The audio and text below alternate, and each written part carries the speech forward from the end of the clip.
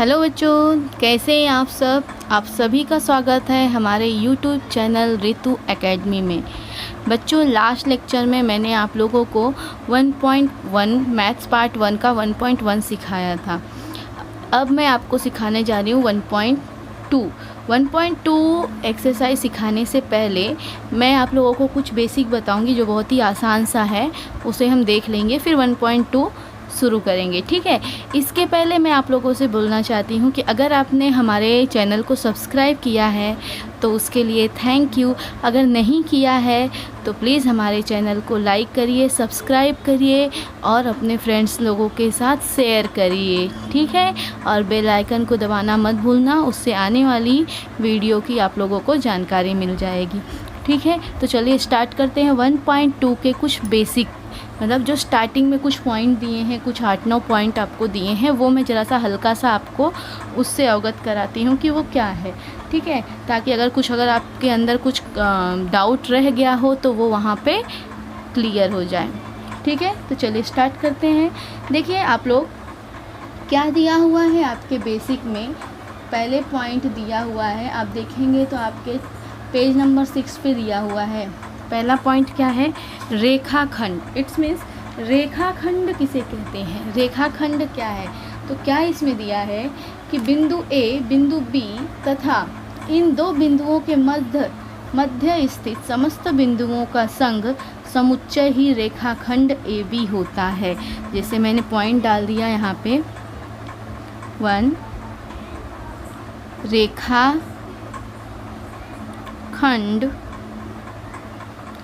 रेखाखंड मतलब line segment. Line segment मतलब जैसे मैंने एक लाइन यहाँ पे ड्रॉ किया है, तो क्या बोल रहा है कि ये जो लाइन हमने ड्रॉ किया है इसके 2 पॉइंट हैं, अंतः पॉइंट। क्या बोलते हैं उसको?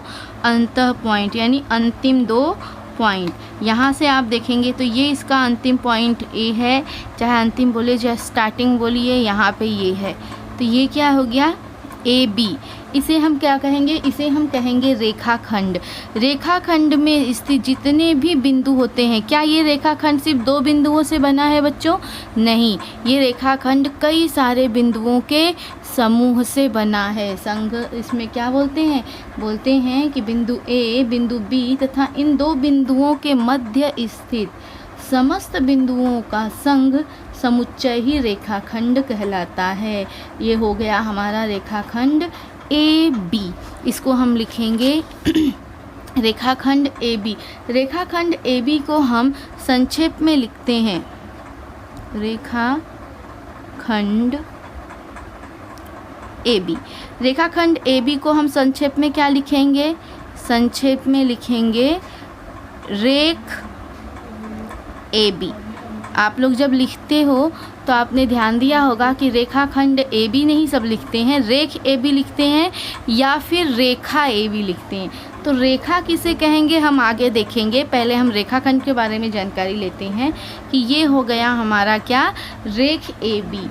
रेख ए बी हो गया। अब यहाँ देखो, इस रेखाखंड ए बी की लंबाई कितनी होगी अगर कोई हमसे पूछा तो हम उसको कैसे लिख सकते हैं? हम ऐसे लिखते हैं कि लेंथ ए बी, जो मतलब ए से बी तक की जितनी दूरी होगी वही क्या होगी? उसकी लेंथ होगी। ठीक है। समझ में आ गया होगा सभी के कि ए बी से बीच में, इन 2 बिंदुओं के बीच की दूरी जितनी होगी वही लेंथ ए बी होगी, उस रेखाखंड की लंबाई होगी। ठीक है। चलिए अब दूसरा देखिए। दूसरा पॉइंट आपको दिया हुआ है किरण। किरण क्या होता है बच्चों? किरण पहचानना तो बहुत ही आसान है। आप सभी को मालूम होगा कि किरण का क्या रूल है। किसी भी एक अंतिम पॉइंट, यानी स्टार्टिंग पॉइंट बोल दीजिए, कि प्रारंभिक बिंदु कहीं एक से ये प्रारंभ होती है और सीधे डायरेक्शन में आगे जाती है। ये ख़त्म कहाँ हो रही है? ये तीर की वजह से हमारा ये कंफर्म नहीं है कि ये यहीं पे स्टॉप हो रही, हो सकता है कि ये आगे बढ़ जाए, इसलिए इसको क्या कहते हैं? इसे कहते हैं किरण, जो एक प्रारंभिक बिंदु से स्टार्ट होके आगे बढ़ती है। जैसे सूर्य की किरण होती है ना, सूर्य से निकलकर धरती पर आती है ना। तो वैसे ये है, एक पॉइंट से निकलकर, समझो ये सूर्य है, सूर्य से निकलकर किरण आगे बढ़ रही है, तो ये हो गया हमारा किरण। किरण में क्या दिया हुआ है कि एक पॉइंट है ए, मैं यहाँ पे बी दे रही हूँ, ठीक है, कि रेख ए बी जब कंटिन्यू आगे बढ़ते रहता है तो वो हो जाता है हमारा किरण। यहाँ पे एक बिंदु P भी दिया है और क्या लिखा है, माना A तथा B दोनों भिन्न बिंदु हैं। रेख ए बी पर के सभी बिंदु जो ए बी हैं उनके सभी बिंदु तथा ए बी पी ऐसे समस्त बिंदु P का संघ समुच्चय ही किरण ए बी है। यहाँ बिंदु ए को इसका क्या बोलते हैं, आरंभ बिंदु कहते हैं। क्या कहेंगे, बिंदु ए को किरण का आरंभ बिंदु कहेंगे।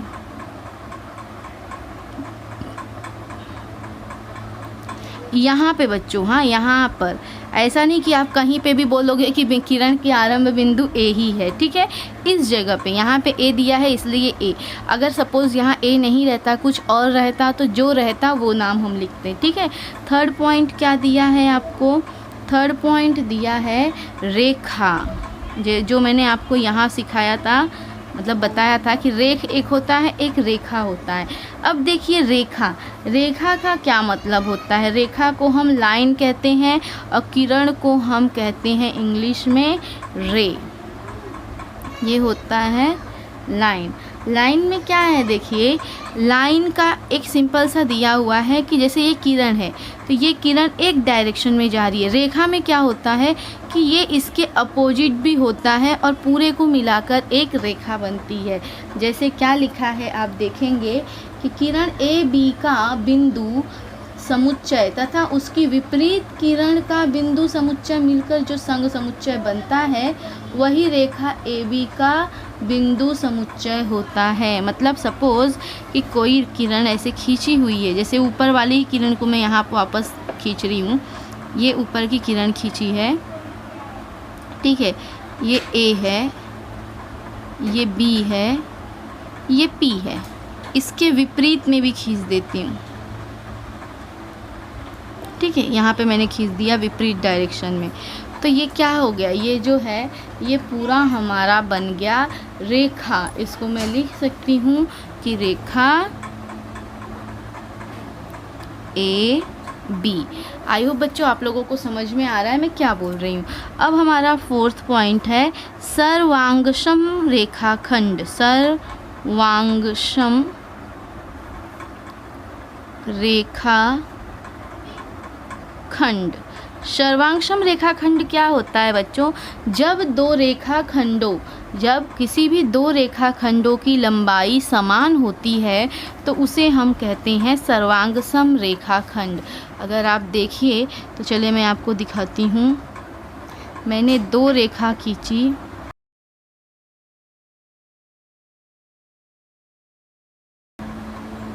रेखाखंड ए बी और दूसरा रेखाखंड क्या है सी डी।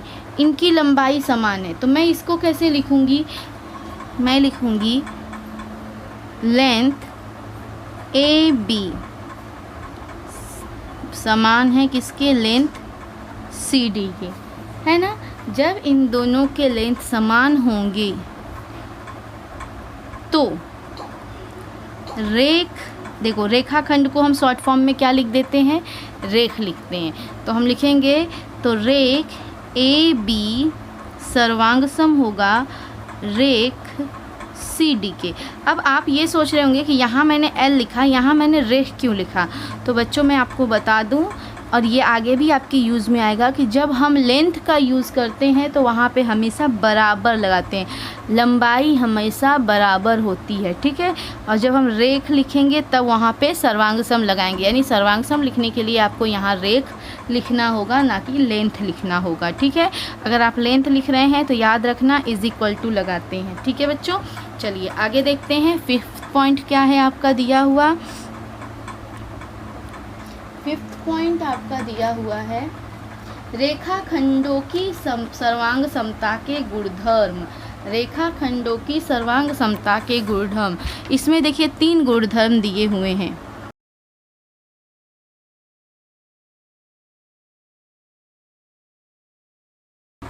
ठीक है, इसमें देखिए पहला पॉइंट क्या दिया हुआ है, परावर्तकता। परावर्तकता इसका मतलब क्या होता है बच्चों, इसका मतलब होता है रिफ्लेक्सिविटी। इसमें देखिए क्या होता है, सपोज मैंने 3 रेखा खींची, ठीक है, आपको समझाने के लिए ये रेखाएं मैं खींच के दिखा रही हूँ, ठीक है।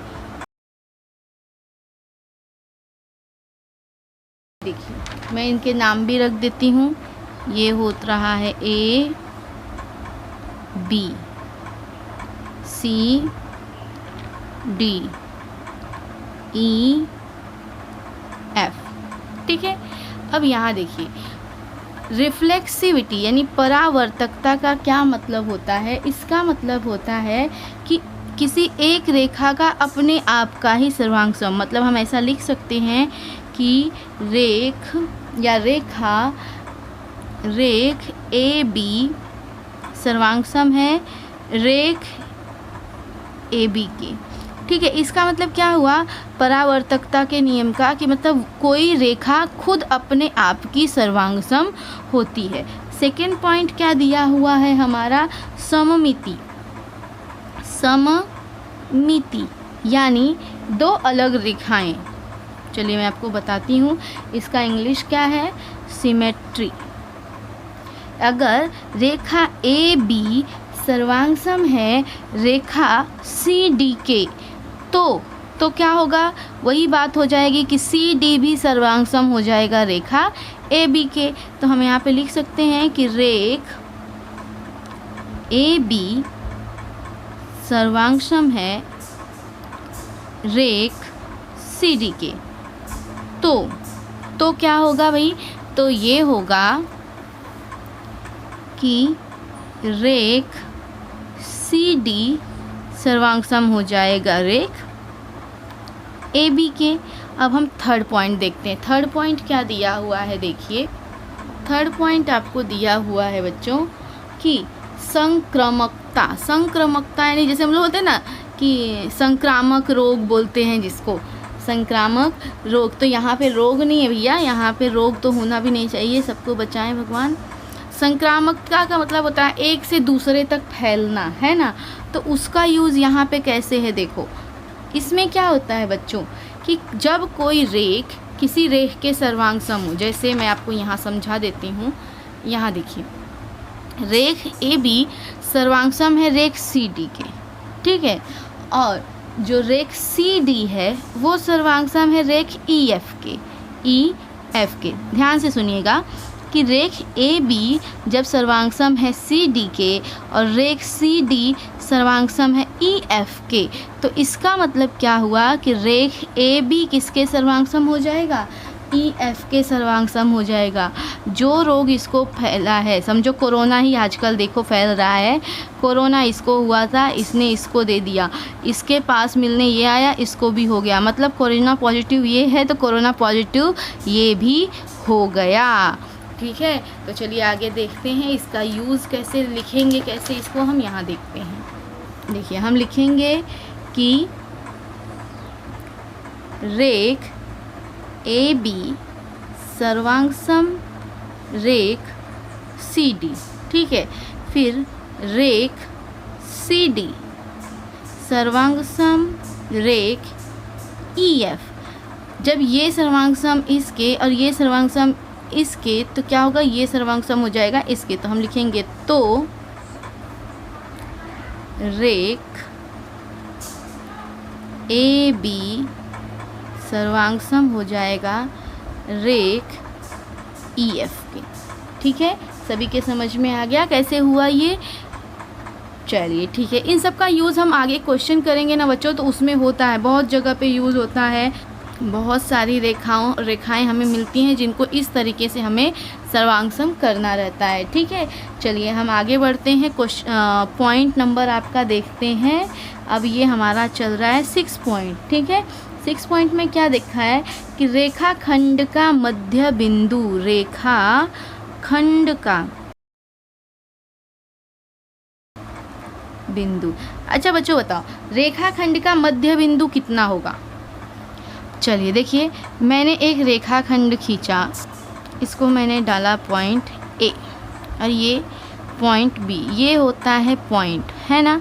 तो जब मध्य बिंदु बोल रहा है तो मध्य बिंदु कितना होगा बच्चों? मध्य बिंदु कभी भी किसी भी रेखाखंड का एक ही मध्य बिंदु होता है, हमेशा याद रखना। सपोज़ इसका मध्य बिंदु ये है, इसे हमने डाल दिया एम। तो मध्य बिंदु क्या करता है? रेखाखंड को 2 समान भागों में डिवाइड कर देता है, यानी विभाजित कर देता है। आपको पता होना चाहिए कि क्या होता है, कोई किसी भी रेखाखंड का मध्य बिंदु उस रेखाखंड को 2 समान भाग में विभाजित कर देता है। और इसका मतलब क्या होता है? इसका मतलब ये होता है कि ये तीनों बिंदु ए, एम, बी, ये क्या होते हैं? एक रेखीय होते हैं। क्या होते हैं? एक रेखीय होते हैं। ठीक है, अब देखिए आगे, ये तो हो गए हमारे मध्य बिंदु के बारे में जानकारी कि मध्य बिंदु है। अब ये क्या करती है? ये करती है कि रेख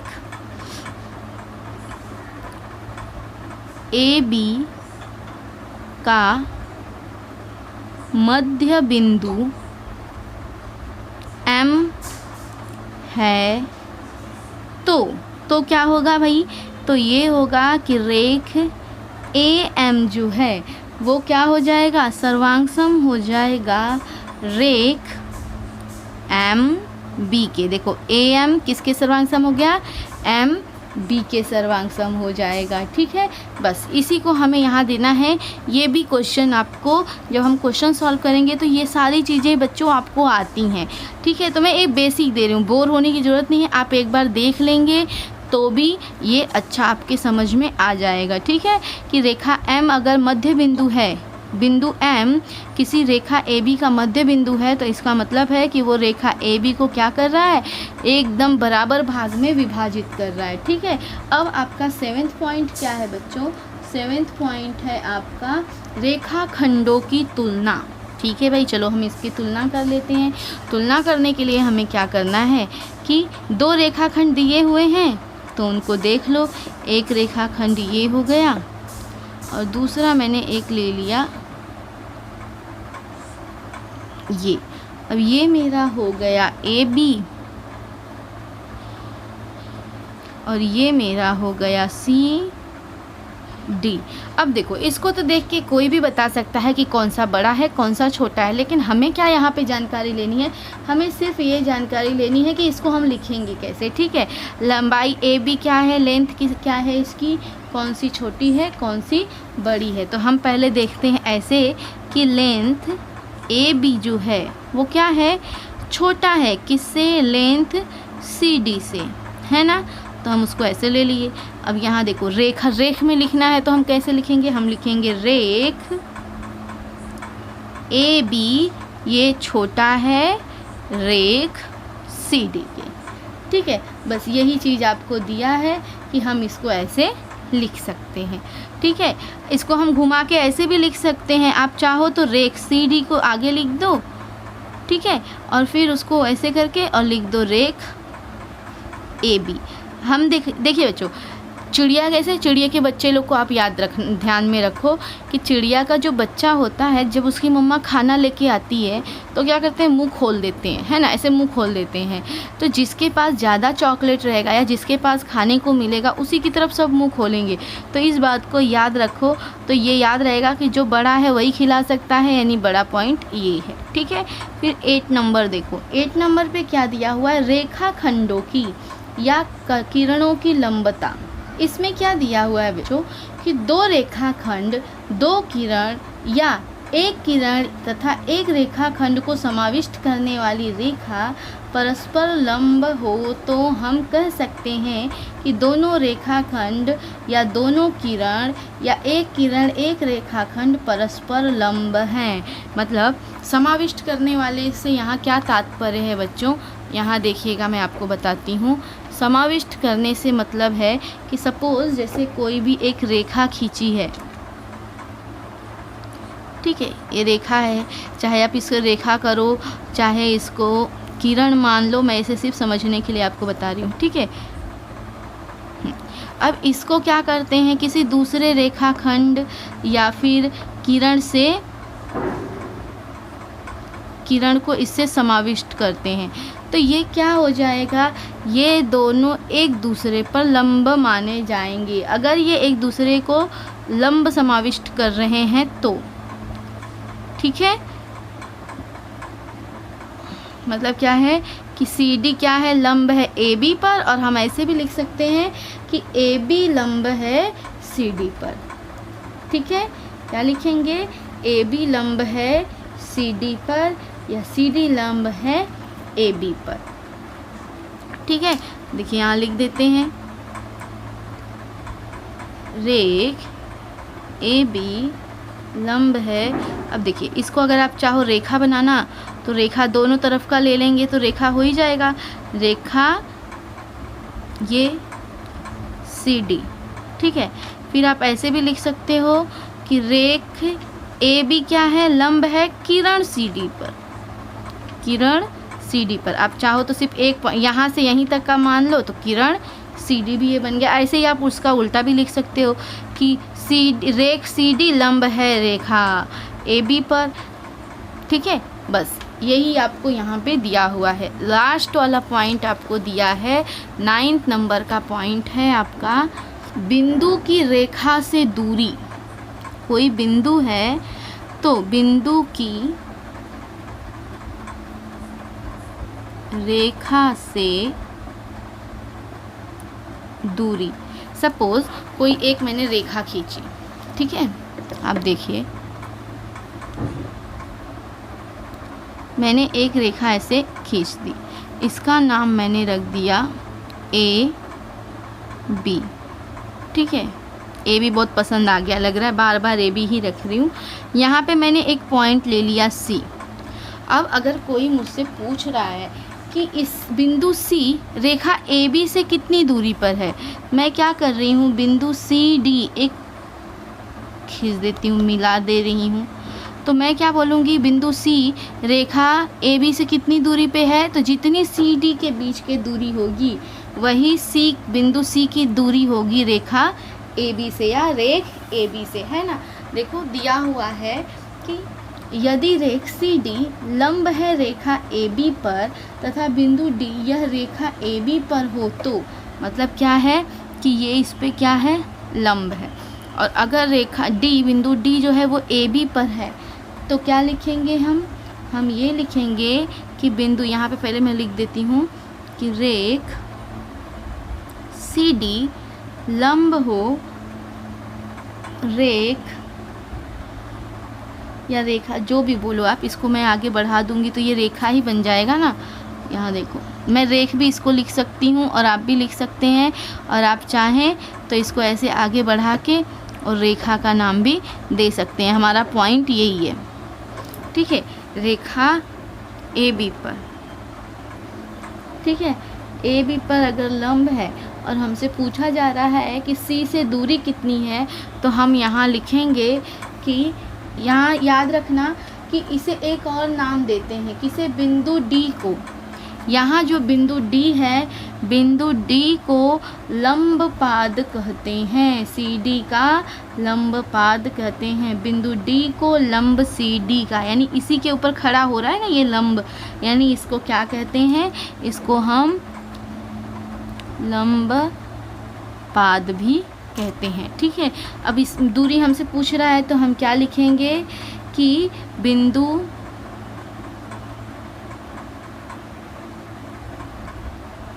सी रेखा ए बी से लेंथ सी डी की दूरी पर है, मतलब जितना इसकी दूरी होगी, लेंथ होगा, उतनी ही दूरी पर ये स्थित है। ठीक है, ये हो गया हमारा 9th पॉइंट। चलिए यहीं पे हमारा ये मैं समाप्त करती हूँ, नहीं तो वीडियो काफ़ी लंबा हो जाएगा बच्चों। इसके आगे एक्सरसाइज में आपको बताऊँगी नेक्स्ट वीडियो में। अगर आपको मेरा वीडियो अच्छा लगा तो इसे चैनल को लाइक करिए, सब्सक्राइब करिए और अपने दोस्तों के साथ शेयर करिए और बेल आइकन दबाना ना भूलिए, क्योंकि उसी से आपको नोटिफिकेशन मिलते रहेगा। ठीक है, चलिए बाय।